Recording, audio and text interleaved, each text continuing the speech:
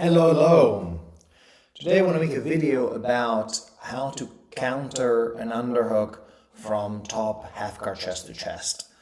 And I picked this match between Zaruski and Cecconi in the latest ADCC, which I think has some very interesting insights. Now, we see here half guard chest to chest, top player has a crossface. You can see here the hand sort of sneaking inside the crossface to alleviate a little bit of the pressure. But more importantly, on the far side, we have the beginning of an underhook, right? Obviously, underhook is a battle for head height. So basically what this means is that bottom player wants to bring his head down and away in this direction towards the legs, as it were, while at the same time shooting top player's head north, right? And so somewhere in this direction.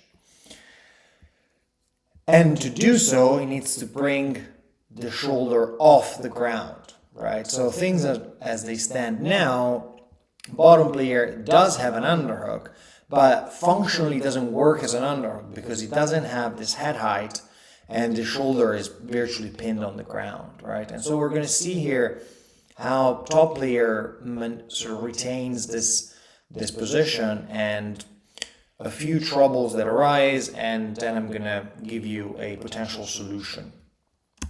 So moving on, here we are.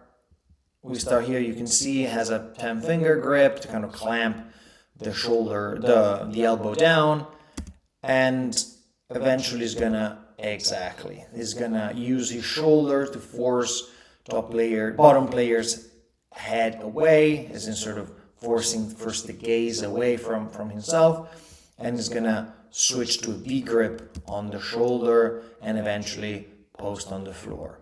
Okay, this was already a very interesting exchange, I think, because you can see here how bottom player is trying to bump top player up north, kind of in this direction, right? And you can see here a few interesting details that I think is worth spending a little bit of time.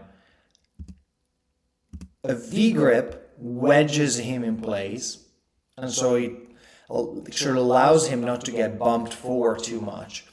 But with the V grip, he works in combination with a Turk. You see this? This is a Turking. This is a classic wrestling Turk to avoid bottom player bumping you off, and in a wrestling exchange this would be to avoid a pin, to avoid sort of the finish of a takedown. But in this case, it works great to prevent the bottom player to bump him forward and create some space. So this is already very interesting, and I don't think this gets discussed enough. Again, reinstates the crossface, very powerful crossface. And you can see here, eventually, with a little bit of kipping motion, bottom player manages to take the shoulder off the ground and reinstate a knee shield. Okay, we're not exactly in chest to chest anymore, but top player has still a pretty good advantage because he's going to start threatening a Darce choke. He's going to start threatening a head and arm choke, right? And you will see something very interesting here, which is something that happens all the time whenever there is a Darce threat from top, which is that the bottom player is forced to basically self-pin, basically bring the top shoulder back to the ground and the back to the ground to avoid the threat of Darce. So from here, you can see here almost kind of locking a wrist-to-wrist grip, and there it is. You see, bottom player explodes out with the head, almost bringing his entire back onto the ground. And obviously this could have given top player the chance to maybe reinstate a crossface, or maybe trying some high stepping and potentially go back into a chest-to-chest exchange, right? But interestingly, top player decides not to pursue a positional strategy, but rather keep playing the submission game. Of course, you can see here the knee shield being still there.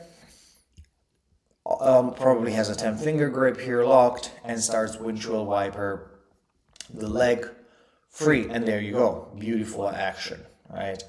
And so things are looking pretty grim for the bottom player, because the submission threat is getting more and more dangerous, and now he's cleared the leg.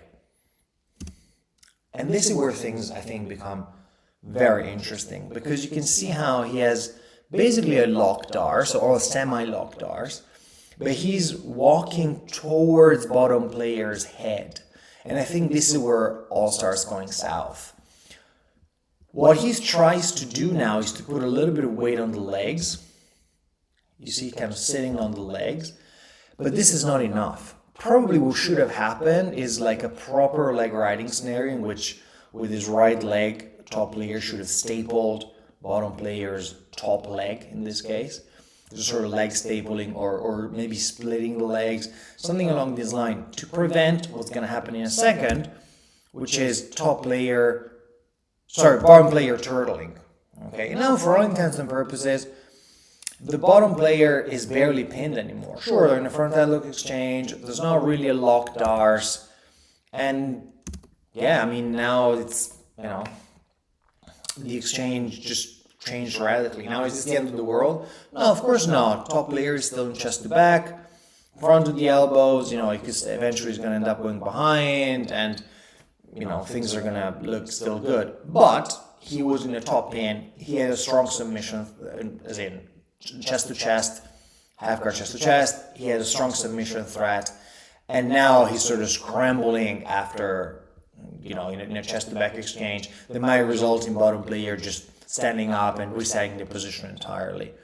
So in the next clip, I'm going to show you something that I think it could be an interesting solution precisely to solve this problem of how to deal when you have a dars after a half guard exchange, how to deal with people coming back up to their knees. Okay, so the solution that I'm proposing is very simple, really. Here I am in half guard, chest to chest, I'm past the top knee, and I'm punching my left arm, in this case, through, connecting 10-finger grip behind my partner's head, and I'm cranking the head to bring his chin to his chest. And now I'm going to pass the guard, and I'm going to move towards his head, and eventually he ends up turtling up, just like in the sequence we saw in the breakdown. So my solution to keep the top pin and not end up in a chest to back in front of the elbows exchange, which might lead to you losing entirely the position, I would switch from a dars grip to a Nelson grip. You see, this kind of reinforced Nelson grip, which I think is super strong to ensure the pin. And so I just basically connect my wrist as a sort of Nelson configuration with the figure 4, and now I stretch and I walk, pushing his chin again into his chest, and I just walk into a top pin. Here from another angle, you see I kind of windshield wiper my leg free, just like you see in the breakdown, and now he starts coming up because I made a mistake of not leg riding enough, maybe not stapling the top leg or splitting the legs, whatever the case might be. He's super strong, comes back up, I crush his chin to his chest, I bring my head to the inside, and I just physically walk towards his hip to ensure a top pin. So this would be my solution to counter this very common issue that we just saw in the breakdown.